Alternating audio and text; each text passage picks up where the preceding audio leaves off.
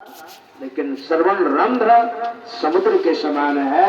और आज की जो कथा है वो है सतलज, झेलम, ब्यास, चनाव, कावेरी, नर्मदा, गंगा, यमुना आदि ये नदियां सब समुद्र में जाकर के विलीन हो जाती है, लेकिन समुद्र कभी नहीं कहता कि मुझ में बाढ़ आ जाएगी, इधर मत आना। उसी तरह से आपकी जो कथा है ये नदियों की तरह और श्रवण रंध्र जो है वह समुद्र की तरह है।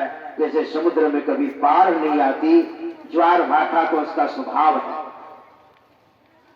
महाराज वहां पर आप रहिए। देखिए, पहले तो कहा आप हर जगह हैं, आत्मस्वरूप को देखा। विभीषण जी केवल जीव भाव से कह रहे हैं, है ना। आप ऐसा भी कह सकते हैं, 4 प्रकार के भक्त रामायण में वर्णन है। 4 प्रकार के भक्त राम भगत जग 4 प्रकारा, सुकृत 4 अनग उदारा।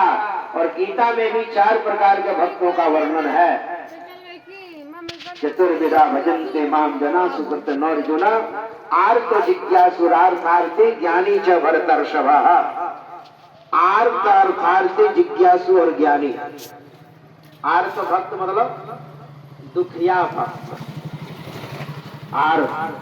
अर्थार्थी ध्यान के लिए जो भजन करता है, जिज्ञासु जानने के लिए, और ज्ञानी, ज्ञानी के बारे में तो भगवान कहते ज्ञानी स्वात्मेव, ज्ञानी तो मेरी आत्मा है।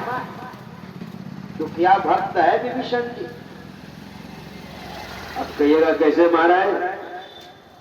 तो नाम जप करते थे वो, है ना। हनुमान जी महाराज जब गए लंका तो विभीषण जी से भेंट हुई थी, लेकिन ब्राह्म मुहूर्त में उनसे संपर्क हुआ। और जैसे जगे ना, पहले तो हनुमान जी सोच रहे थे लंका निशिचर निकर निवासा, यहाँ कहाँ सज्जन करवासा। लंका निशिचर। हनुमान जी जब गए थे वहां रात में, तो मन में तर्क वितर्क चल रहा था कि लंका निशिचर, निशि मतलब रात, चर संस्कृत शब्द है। क्योंकि तुलसी बाबा ने 15 वर्षों तक संस्कृत का अध्ययन किए थे, 15 वर्षों तक। बताइए, इसलिए चर है संस्कृत शब्द। निशि मतलब रात और चर मतलब चलना। जैसे हम कहते हैं ना शनैश्चर, शनैश्चर, शनै मतलब धीरे होता है, और चर मतलब चलना, जो धीरे धीरे आवे, उसी का अपभ्रंश है शनिचर, जो हम लोग बोल देते हैं निशिचर। जिनको रात में ही चलना पसंद है, निशिचर। निकर मतलब समूह, निकर, लंका निशिचर, निकर निवासा।